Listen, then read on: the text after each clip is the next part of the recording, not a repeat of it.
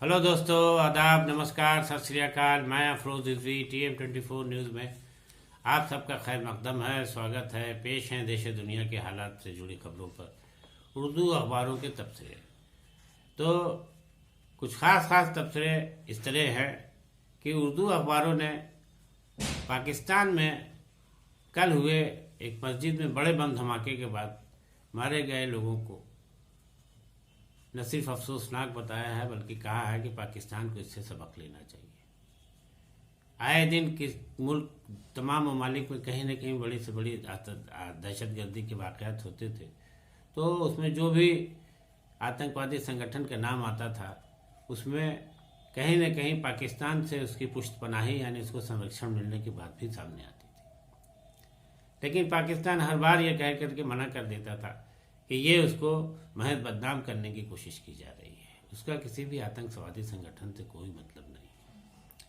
मगर ये बात यहीं नहीं रुकी, बल्कि कई बार यूएनओ में और संयुक्त राष्ट्र सुरक्षा परिषद में, यूनाइटेड ऑर्गेनाइजेशन में बार बार बात उठाई जाती रही, लेकिन पाकिस्तान फिर भी इससे बाज नहीं आया। पाकिस्तान में अभी उसके पख्तून सूबे के पेशावर भी मस्जिद में जो इतना बड़ा हादसा हुआ है उसमें 100 से ज़्यादा लोगों के मारे जाने की खबर है। कल जब ये वाक़या पेश आया था तो उसमें 28 लोगों के ही मारे जाने की बात थी, लेकिन अब धीरे धीरे ये तादाद बढ़ गई और ज़ख्मियों की भी काफ़ी तादाद है, जिनमें कईयों की हालत अभी भी नाजुक बनी हुई है। बहरहाल ले दे के ये है कि पाकिस्तान में हादसे के बाद बेइंतहा खौफ का माहौल है और काफ़ी पूरी दुनिया इस पर अफसोस कर रही है। अखबारों ने लिखा है कि पाकिस्तान में जिस तरीके से दहशतगर्दी के वाक़यात को लेकर के ये वाक़या पेश आए, ये कोई पहला वाक़या नहीं है, बल्कि इससे पहले भी तमाम वाक़यात होते रहे हैं। और पाकिस्तान को ये महसूस करना चाहिए कि जो भी दहशतगर्दी को पालता है, दहशतगर्दों को पालता है या उसकी पुष्टपनाही करता है, तो दहशतगर्दी एक ऐसी आग है जिसमें वो शख्स भी जल जाता है या उसकी चपेट में आ जाता है, जो कि इसको बढ़ाता है, यानी उसको फ़रोग़ देता है, उसको बढ़ावा देने की कोशिश करता है कि ऐसा करा के हम किसी मुल्क को कमज़ोर कर लेंगे और सांप भी मरेगा, लाठी भी नहीं टूटेगी, मेरी कोई बदनामी नहीं होगी। लेकिन आज पाकिस्तान उसी हालात से जूझ रहा है कि उसके यहाँ लगातार कोई न कोई दहशतगर्दी के वाक़यात पेश आ रहे हैं, और ये वही लोग हैं जिनको खुद पाकिस्तान ने ही पाला था। आज वही लोग पाकिस्तान के लिए मुसीबत बने हुए हैं। पाकिस्तान के जो हालात हैं, जो आर्थिक हालात हैं, माली हालात हैं, उनमें बेहद गरीबी और तंगी के दौर से पाकिस्तान गुजर रहा है। पाकिस्तान की में जिन देशों से माली मदद मिलती थी उन मुल्क ने भी अपना हाथ खींच लिया है। पाकिस्तान के प्रधानमंत्री खुद कहते फिर रहे हैं कि उन्हें अपने देश के हालात को ठीक करने के लिए, यानी आर्थिक स्थिति को ठीक करने के लिए, गरीबी को दूर करने के लिए, लोगों के हालात को बेहतर बनाने के लिए हर उस मुल्क के आगे हाथ फैलाना पड़ रहा है जिससे कि उसको मदद मिल सके। अंतर्राष्ट्रीय मुद्रा कोष यानी IMF से उसको तमाम इमदाद मिलने की बात दी जा रही, मदद की बात की जा रही है, लेकिन तमाम शर्तों के साथ की जा रही है। इससे पाकिस्तान की और मुसीबत बढ़ेगी।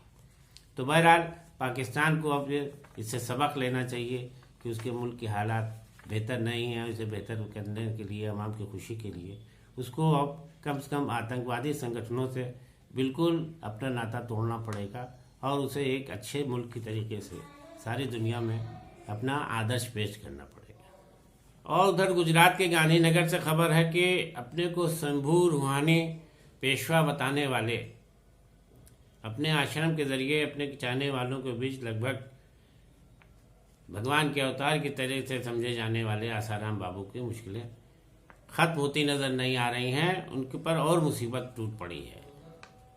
अभी तक तो वो अपने आश्रम की एक शिष्या के साथ ज्यादती के मामले में जेल में थे और अपने को बेगुनाह साबित करने के लिए मुकदमा लड़ रहे थे, मगर उनकी ज़िंदगी को अब जिंदान के हवाले कर दिया गया। सोमवार को अदालत ने उन्हें रेप का मुजरिम करार देते हुए उम्र कैद की सज़ा सुना दी। उन पर बता दें कि उन पर यह केस 2013 में दर्ज हुआ था और गुजरात की गांधीनगर अदालत में यह मुकदमा चल रहा था। तो बहरहाल आसाराम बापू जो कि भगवान की तरीके से देखे जाने लगे थे, अब उनके मानने वालों की ज़बान पर भी वो उनका नाम उस तरह से शायद ही आए, क्योंकि अब उन्हें उम्र कैद की सज़ा सुना दी गई है और रेप का मुजरिम करार दे दिया गया। और उधर देश में अपनी सियासत को चमकाने के लिए कभी कभी ऐसे माहौल बनाए जाते हैं जिसमें मजहबी और धार्मिक नफरत का माहौल भी पैदा किया जाता है। ये किसी से छिपा हुआ नहीं है कि जब भी धर्म के नाम पर लोगों ने भाषण देना शुरू किया या अपनी सियासत को लेकर के बातें करना शुरू की, तो उसमें फिल्म इंडस्ट्री भी अछूती नहीं रही। फिल्म इंडस्ट्री में जब भी ऐसे तरीके की कोई बात होती थी तो हिंदू मुसलमान की बात होने लगती थी, तो उसमें मुस्लिम एक्टरों में, फिल्म एक्टरों में आमिर खान, शाहरुख खान, सलमान खान और इन सब के नाम आने लगते थे और कहीं न कहीं इन्हें इनकी फिल्मों को रोके जाने की भी बात की जाती थी। याद है आप लोगों को कि जब बजरंगी फिल्म आई थी तो बजरंगी भाईजान फिल्म को लेकर के भी बड़ा हंगामा किया गया था। दरअसल बजरंगी भाईजान की फिल्म की कहानी में सलमान खान जो कि हीरो थे, वो खुद बजरंगी नाम था उनका, तो उनको लोग आदर से या सम्मान देने के लिए भाईजान कहते थे। तो कहानी भी कुछ ऐसी थी कि उसकी लड़की को लेके बनाई गई थी कि खो गई है, उसके माँ बाप तक पहुंचाना है, तो उस तरीके से वो पाकिस्तान पहुंच जाते हैं। तो वहाँ लोग उनको बजरंगी ना कह के, बजरंगी भाई ना कह के बजरंगी भाईजान कहते हैं। तो बहरहाल ले दे के ये था कि उसमें भाईजान क्यों लगा है, भाईजान हटाया जाए, इसको लेकर के सारी नफरत का माहौल बनाया जा रहा था। खैर बात आई गई हो गई, वो भी फिल्म खूब हिट हुई, खूब चली। इसके बाद पठान फिल्म को लेकर के भी शुरू इतना बड़ा हंगामा किया गया केसरिया रंग को लेकर के। पठान फिल्म को भी जिस तरीके से शाहरुख खान को लेकर के घेरा गया, उसमें भी यही बात आई कि शाहरुख खान जो हैं मुल्क मुखालिफ हैं और एक ख़ास फिरके, एक धर्म के ख़िलाफ़ उन्होंने जो है फिल्म में बहुत सारी बातें पेश करने की कोशिश की है।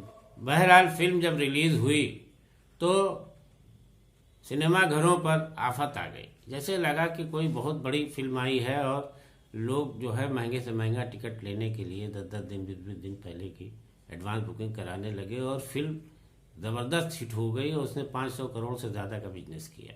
और शाहरुख खान को भी इतनी तारीफ फिल्म की और उतनी तारीफ शाहरुख खान की जा रही है कि जितनी बुराई पहले की जा रही थी उससे ज़्यादा उनको तारीफ सुनने को मिल रही है। तो इस तरीके से मुखालिफों की अब आवाज़ बंद हो गई है और वो तारीफ करते घूम रहे हैं। बहरहाल पठान फिल्म पर अब को लेकर के अब लोगों की जुबान पर मुखालफत नहीं बल्कि तारीफ है और ये फिल्म ज़बरदस्त हिट हो गई है।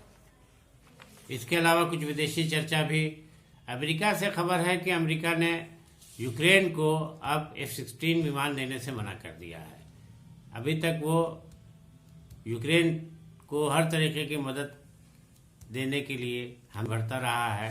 बता दें कि पिछले 1 साल से यूक्रेन रूस से अपने वजूद की लड़ाई लड़ रहा है और अमेरिका इसमें उसके पीछे से पुष्टपनाही भी कर रहा था, मगर अब उसने इस तरह का रुख अपनाया है। इसको लेके काफ़ी चर्चा है। इसके अलावा अमेरिका से एक और खबर है कि अमेरिका ने चीन की एक संचार कंपनी को निर्यात करने के लाइसेंस देने से मना कर दिया है। तो दोस्तों आज के तबसरे में इतना ही। फिर होंगे रूबरू आपसे कुछ नए तबसरों के साथ। तब तक अपना ख्याल रखिए। आदाब, नमस्कार।